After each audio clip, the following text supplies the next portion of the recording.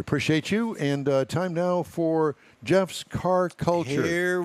Classic cars that didn't live up to expectations. Betcha. Why there's a ton of those. Yeah, well, what doesn't and doesn't qualify as a failed ugly muscle car should be pretty straightforward. Do they lack engine power, or they look like they've just been replaced? It's enough to sway opinions negatively on its own.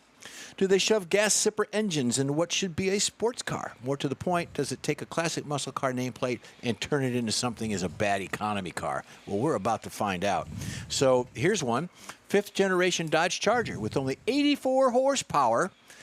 What? Yeah, that's why I paused. Offered by the time of the early 80s, Dodge at least attempted to lend some sporting credentials to this generation Charger, with an optional turbocharger for its engine. Shelby even put a unique performance touch on a handful during his brief exodus from Ford.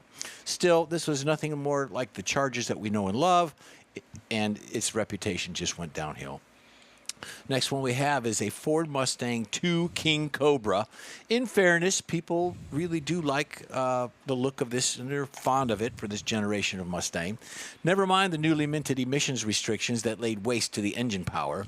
The Mustang II King Cobra did at least look the part. Still, 139 horsepower from a 302 cubic inch V8 was underwhelming in the mid-late 70s. Add the blob-like styling, and the Mustang II King Cobra cemented its status as a pariah.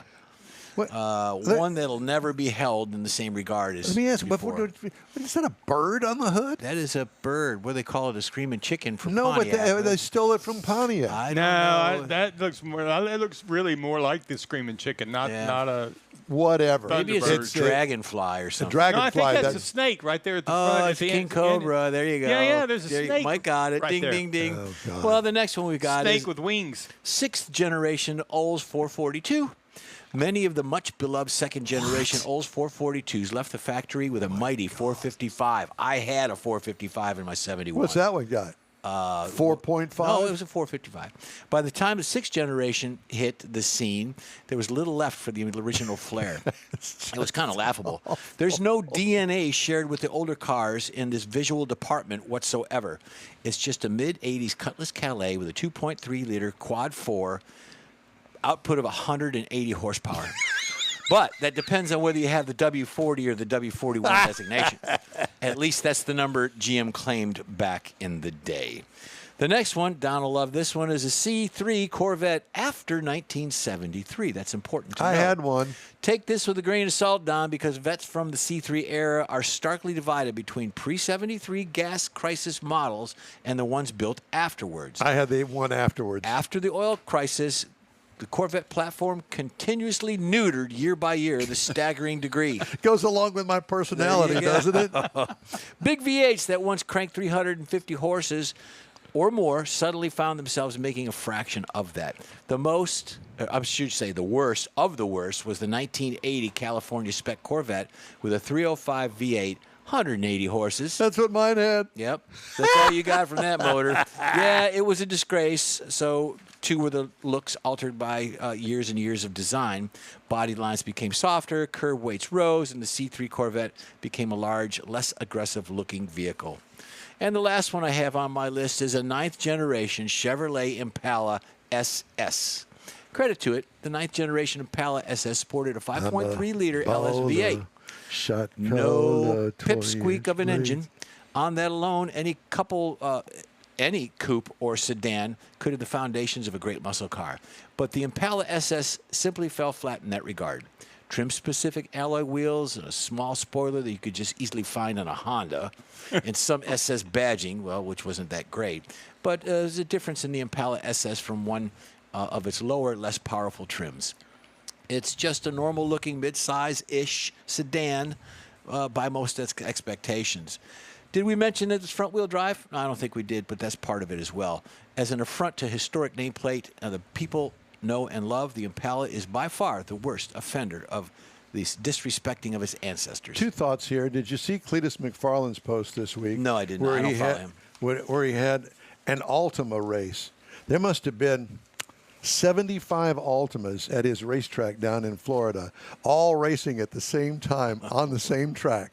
It was absolutely hysterical. All front-wheel drive cars. They were doing donuts with front-wheel drive cars out there in the middle of the field. It was absolutely hysterical. And the other thought that, going back to this whole stuff with the SS badging, it's kind of like having a Cadillac and putting the V emblem that you bought from the Cadillac store into a regular Cadillac. Yeah, or an SRX. That'd be great. Or get one that's like 3 sizes too big to make sure it really stands out. Yeah. No, you have to be proportionate if you're going to do it. If you're going to try to fool people and be a clone, be proportionate. Well, mine was an actual honest dealing. Even though it wasn't, it was.